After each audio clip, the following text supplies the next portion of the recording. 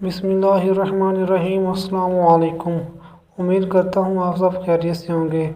آپ سب کو میری طرف سے رمضان مبارک۔ امید کرتا ہوں آپ اس رمضان مبارک میں اچھے طریقے سے اپنی عبادات میں مشغول ہوں گے اور ہمیں بھی دعاؤں میں یاد رکھیں گے۔ دوستوں، چلتے ہیں ہم اپنی ویڈیو کی جانب۔ آج کی جو ویڈیو ہے وہ بہت ہی خاص ہے۔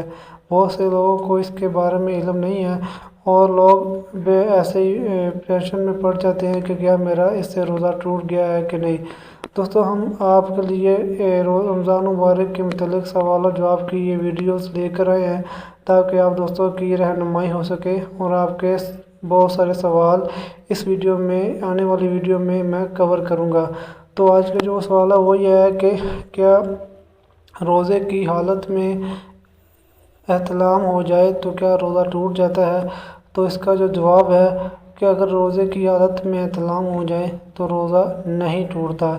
آپ نے ٹینشن نہیں لینی۔ بعض کا لوگ سمجھتے ہیں کہ میرا روزہ ٹوٹ چکا ہے، بلکہ یہ ایسا نہیں ہے۔ یہ بالکل ایسا نہیں ہے کہ آپ کو اگر سوتے ہوئے احتلام ہو جائے تو آپ کا روزہ ٹوٹ جاتا ہے۔ آپ نے غسل کرنا ہے۔ غسل کرنے کے بعد آپ دوبارہ اپنی عبادات میں مشغول ہو سکتے ہیں۔